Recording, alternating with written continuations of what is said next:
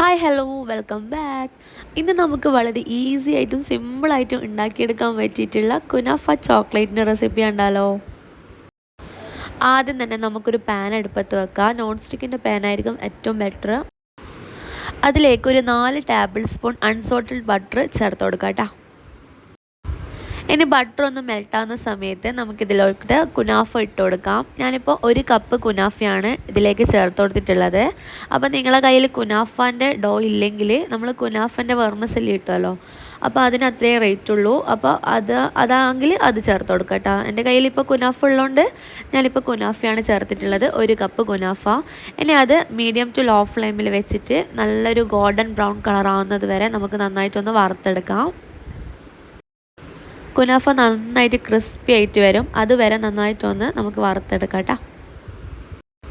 Medium to law ഫ്ലെയിമിൽ വെച്ചിട്ട് ചെറിയൊരു ഗോൾഡൻ കളർ വരുന്നത് വരെ നമുക്കിതാ ഇതുപോലെ ഒന്ന് വറുത്തെടുത്തതിന് ഈ ഒരു കളർ കിട്ടും കേട്ടോ. അപ്പോൾ നമുക്കിതിൻ്റെ ഫ്ലെയിം ഓഫ് ചെയ്യാം. ഇനി അടുത്തതായിട്ട് നമുക്കൊരു പിസ്തയുടെ ക്രീം തയ്യാറാക്കാം. അപ്പോൾ അതിനായിട്ട് ഒരു ചെറിയ ജാർ എടുക്കാം മിക്സിയുടെ. അതിലേക്ക് 1/2 കപ്പ് പിസ്ത ഇട്ട് കൊടുക്കാം കേട്ടോ. വറുത്തെടുത്തിട്ടുള്ള പിസ്തയാണിത്. ഇനി ഇതിലേക്ക് ഒരു 1/4 കപ്പ് കണ്ടൻസ്ഡ് മിൽക്ക് മെയ്ഡും കൂടി ചേർത്ത് കൊടുക്കാം. എന്നിട്ട് ഇത് രണ്ടും കൂടി നന്നായിട്ടൊന്ന് അരച്ചെടുത്തിട്ട് വരാം കേട്ടോ. അപ്പോൾ ഇത് നന്നായിട്ട് അരച്ചെടുത്തിട്ടുണ്ട്. ഇനി ഇത് നമുക്ക് നമ്മുടെ ഇത് വറുത്തെടുത്തിട്ടുള്ള ഈ ഒരു കുനാഫയിലേക്ക് നന്നായിട്ടൊന്ന് മിക്സ് ചെയ്ത് കൊടുക്കാം. അപ്പോൾ ഏകദേശം ഒരു 3-4 ടേബിൾ സ്പൂൺ നമുക്ക് കിട്ടും കേട്ടോ. അപ്പോൾ ഇത് രണ്ടും കൂടി നന്നായിട്ടൊന്ന് മിക്സാക്കി എടുക്കണം. ഈ ഒരു കുനാഫയും പിസ്താഷ്യൂ ക്രീമും കൂടി നന്നായിട്ടൊന്ന് മിക്സാക്കി എടുത്താൽ മാത്രമേ ആ ഒരു കുനാഫൻ്റെ മിക്സിങ് റെഡിയാവൂ. അങ്ങനെ ഇതാ നമ്മുടെ കുനാഫയും പിസ്താഷ്യൂവും കൂടി നന്നായിട്ട് മിക്സ് ആയിട്ടുണ്ട്. ഇനി ഇത് മാറ്റി വെക്കാം. ഇനി അടുത്തതായിട്ട് നമുക്ക് ചോക്ലേറ്റ് മെൽറ്റ് ചെയ്തെടുക്കണം. ഞാനിപ്പോൾ ഇതാ ഡയറക്റ്റ് തന്നെ നോൺ സ്റ്റിക്ക് പാനിൽ ചോക്ലേറ്റ് മെൽറ്റ് ചെയ്ത് എടുക്കുന്നത്. അപ്പോൾ ഞാനിപ്പോൾ ഡയറക്റ്റ് തന്നെ ഫ്രൈ പാനിൽ ഡാർക്ക് ചോക്ലേറ്റും മിൽക്ക് ചോക്ലേറ്റും 100 ഗ്രാം വീതം എടുത്തിട്ട് ഇതുപോലെ ഡയറക്റ്റ് തന്നെയാണ് ഞാൻ മെൽറ്റ് ചെയ്യുന്നത്. അപ്പോൾ നിങ്ങളിങ്ങനെ ചെയ്യുന്നില്ലെങ്കിൽ ഡബിൾ ബോയിലിംഗ് മെത്തേഡിലൂടെയോ അല്ലെങ്കിൽ ഓവനിലോ നമുക്ക് ചോക്ലേറ്റ് മെൽറ്റ് ചെയ്തെടുക്കാം കേട്ടോ. അപ്പോൾ എനിക്കിത് പെർഫെക്റ്റ് ആയിട്ട് തന്നെ മെൽറ്റ് ചെയ്ത് കിട്ടിയിട്ടുണ്ട്. ലോ ഫ്ലെയിമിൽ വെച്ചിട്ട് വേണം നമ്മളിത് മെൽറ്റ് ചെയ്തെടുക്കാൻ. അപ്പോൾ കറക്റ്റായിട്ട് തന്നെ കിട്ടും കേട്ടോ.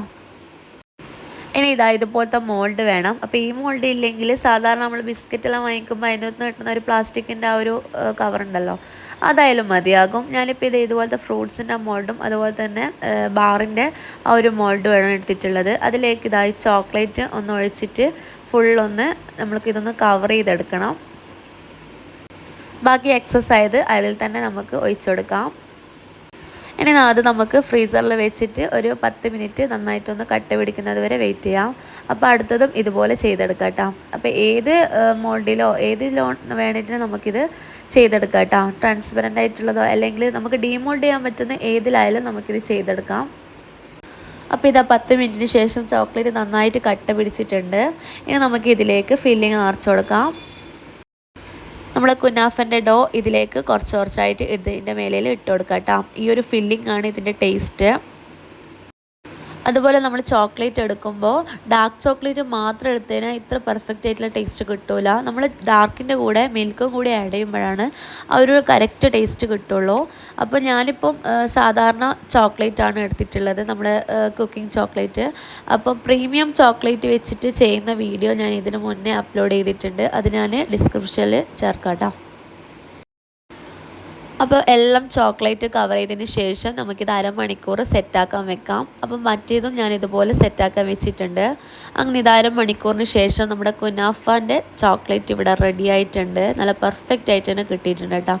അപ്പോൾ നമ്മളിത് സെറ്റാക്കുന്ന സമയത്ത് അരമണിക്കൂർ നമ്മൾ ഫ്രിഡ്ജിൽ വെച്ചിട്ട് ഫ്രീസറിൽ വെച്ചിട്ട് സെറ്റാക്കണം. അപ്പോഴാണ് കറക്റ്റായിട്ട് കിട്ടുള്ളൂ, അല്ലെങ്കിൽ പൊട്ടിപ്പോകാൻ ചാൻസ് ഉണ്ട്.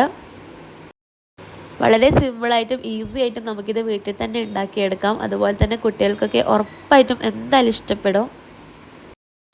അപ്പോൾ നമുക്കിതൊരു ബൈറ്റ് കടിച്ച് നോക്കാം. അടിപൊളി ടേസ്റ്റാണ്, എല്ലാവർക്കും ഇഷ്ടപ്പെടും. അപ്പോൾ വീഡിയോ ഇഷ്ടമായിട്ടുണ്ടെങ്കിൽ ഒന്ന് ലൈക്ക് ചെയ്യാനും ഷെയർ ചെയ്യാനും, എന്തെങ്കിലും സംശയം ഉണ്ടെങ്കിൽ ഒന്ന് കമൻറ്റ് ചെയ്യാനും മറക്കരുത്. മറ്റൊരു നല്ലൊരു വീഡിയോയുമായി വീണ്ടും കാണാം. അതുവരേക്കും bye from Banus world. Thank you.